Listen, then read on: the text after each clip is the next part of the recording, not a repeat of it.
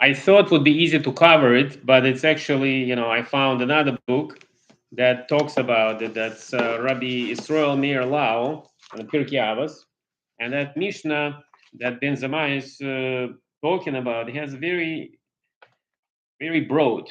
And it says that Rabbi Avadia Bartenura, referring to knowledge itself, it says that Torah is broader than the sea, and although one may know considerably more than others, compared to the actual amount of knowledge in the universe, one knows infinitesimally little. Thus, at the time of his death, Rabbi Eliezer the Great, who was a huge Talmud Chacham, he said, "Also, I learned much Torah. What I learned from my teacher is comparable to what the dog laps from the sea." At Sanhedrin 68. And another say here that the truly wise man is always a student. And the highest accolade, according to Jewish scholar, who is the honorific Talmid Chacham, the student of the sage. And it says that there is no end of wisdom. No one can say that I've reached perfection. There is always more to learn and someone else to learn from. Therefore, one must always see himself as a student. One must always desire the constant acquisition of wisdom.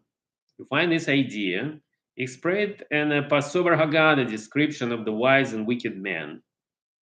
And Haggadah tells us that biblical source for wicked son, the son who will say, "What is this service to you?" Meaning he's like, he doesn't even want to know. He dissociates himself from the community, but stressing that to you, not to me. But many commentators point out that the same complaint could be lodged against the wise son. Because in the verse that says, "What are the testimonies that Hashem our God commanded you?" So indeed, differences the wise man from the wicked. What's the difference? And you find an answer in this question by looking at the broader context of both verses. It says, "Your son will say to you."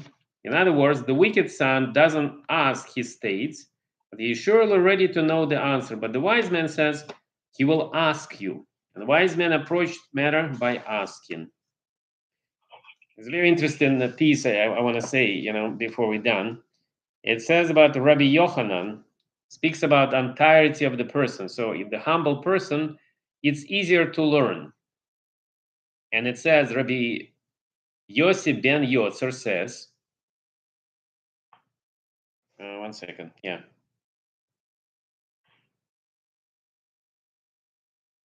Oh, there was another story here. So Shabbos day, Yossi ben Yotzer was delivering a discourse, and a Greek soldier burst into the synagogue and arrested him for teaching Torah.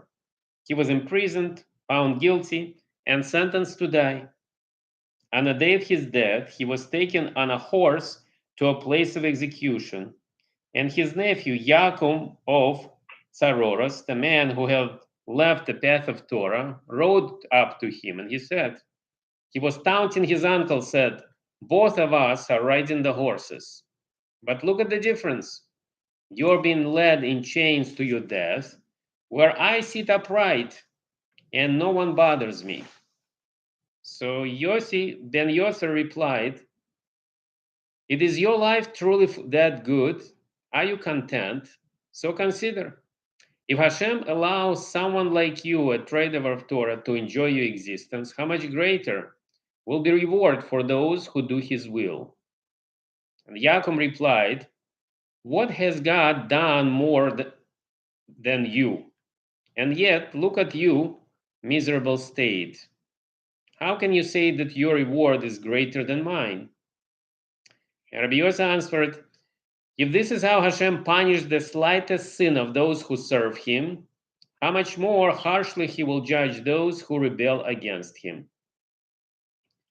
And so whatever he said pierced the heart of his nephew. He immediately repented, and his remorse subjected himself to 4 types of execution meted out by Jewish courts. Really strange, yeah. So Rabbi Yosef exclaimed, "Yaakov has preceded me to the Garden Eden.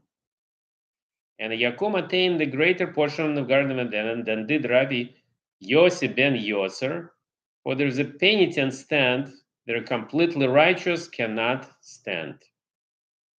And Rabbi Yochanan said, it's the last line here, the word Adam as a four letters word is an acronym for Afar, Dam, Mara, Esh, which is translated as like a, let me see, ash, blood, and bile, the bitter secretion of the liver. In other words, Rashi explained, it's a summation of the man.